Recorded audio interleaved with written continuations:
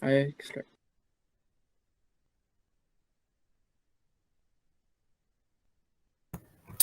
Okay, let me go back.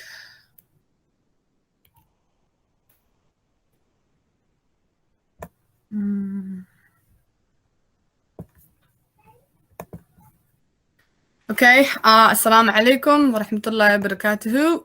My name is Ruqiya Shariif Abdunur Hassan, and today I will be talking about Ahkam Zakat.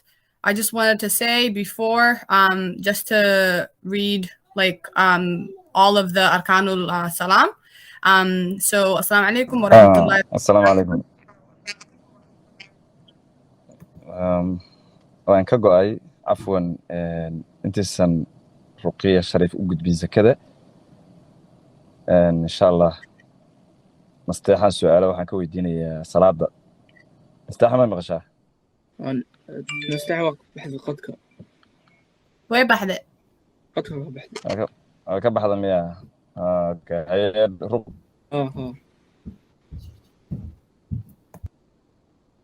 ku soco shaqay u socota raalli ahoo waqtigaa aad ugu yaraa marka shaqay leedahay inta ka horreysay boobsiisa casharka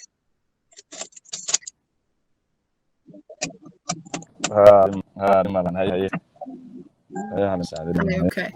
السلام عليكم ورحمة الله وبركاته. أركان السلام 5: شهادة أن لا إله إلا الله وأن محمد رسول الله وإقام الصلاة وإيتاء الزكاة وصوم رمضان وحج البيت ونستدعي غير. These are the 5 pillars of Islam, and it ensures that we stay connected and faithful to Allah subhanahu wa ta'ala and that we don't lose sight of our deen. Like I said, the pillar that I will be addressing in this presentation is the 3rd pillar of Islam, which is Ahkam Zakat. So what is the meaning of zakat? In Arabic, zakat has a lot of meanings, but for our purposes, zakat means to clean something over and over again. Zakat cleanses you from your sins, and we as Muslims do this by giving a portion of our income to the poor, and this is known as paying zakat. So what did the zakat, like when did the zakat get started? The zakat got started at the 15th year of Islam, which is the 2nd year of the Hijrah and the 2nd year of the Medina. Why do we have to pay the zakat? To help poor people and give back to the benefit, to give back to benefit people, specifically poor people, to give them life. And in our religion, Islam states that everyone has something and that no one is left behind. Especially during Ramadan, Islam makes sure that everyone can celebrate and have something, hence why we pay zakat. So who has to pay the zakat? Any Muslim adult who is mentally stable and who has a certain amount of assets. And this also includes anybody who, like, even if you may not be, even if you are mentally stable, even if you're not mentally stable and you still have a lot of money, enough to pay zakat, if you're rich or you have a lot of fortunes, then the people who are your guardians have to pay zakat on your behalf. And this, again, is the same thing as if, like I said, like you like are an adult, and if you have money, then you have to pay zakat as well.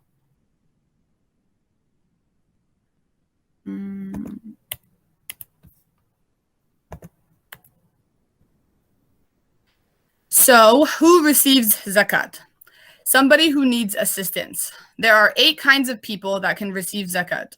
The first one are the poor, meaning low income or indigent. The second one are the needy, which is people that are masakin, meaning someone who is in difficulty. The third are zakat administrators. Fourth, those whose hearts are to be reconciled, meaning new Muslims, as well as Muslims or friends of the Muslim community.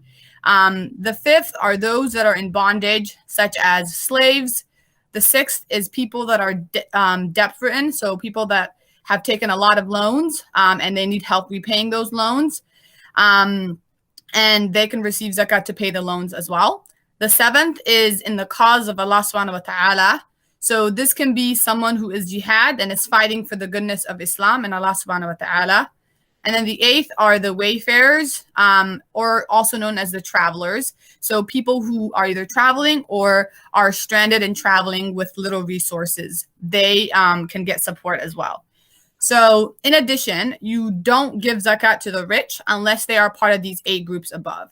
And for some, that may not make sense. But what I mean by that is that the first and second one, obviously, if you're poor and if you're needy, then you're not rich.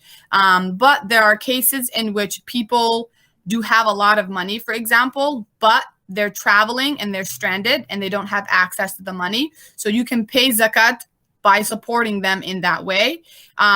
Or people who like did have a lot of money, but they took out loans and they're in debt right now, right? So that's what I mean by when I say you don't give zakat to the rich unless they are part of those groups. And then, what assets do you have to pay zakat on? So you can pay zakat on livestock, which includes camels, cows, and goats. You can pay zakat using gold and silver. And in this case, obviously, the zakat was started during the time of Nabi Muhammad sallallahu alaihi wasallam, and during that time, they didn't have what we now know as currency or money, like cash. So they used gold and silver as their money. So when I say gold and silver, I mean like cash or money or currency that you have. You can also pay zakat using your trade goods, buried treasure, as well as musharid, which is basically like any sort of crops or fruits or vegetables that you get from a farm. And then I just want to say it's also important to note that there's no zakat on animals grazing on public land unless they are livestock.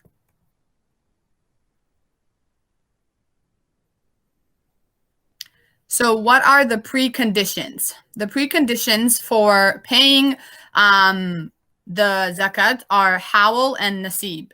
So hawl is you have to have had the asset for at least 1 year, and nasib pertains to the limits of whatever assets that you have. So assets that require both hawl and nasib, which means that you have to have had them for a certain amount of year and you have to have a certain amount of them, are money, livestock, and trade goods. And then assets that only require nasib and that don't require you to have them for 1 lunar year is buried treasure, silver and gold mine, and then any sort of vegetables or fruits or crops that you get from farming.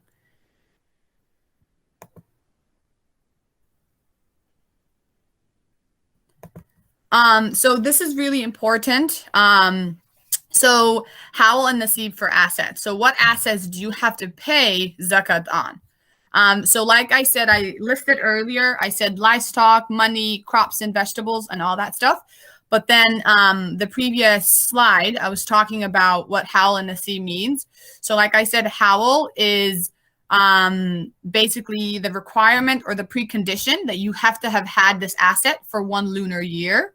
And then nasib is the limits or the amount that you have to pay. So for camel, which is under livestock, you have to have a 5 camel limit and you have to have had them for 1 year. For cows is 30 and you have to have had them for a year. And then for goats, it's 40 goats and you have to have had it for 1 year. And then for money or gold and silver, you pay 2.5% of it.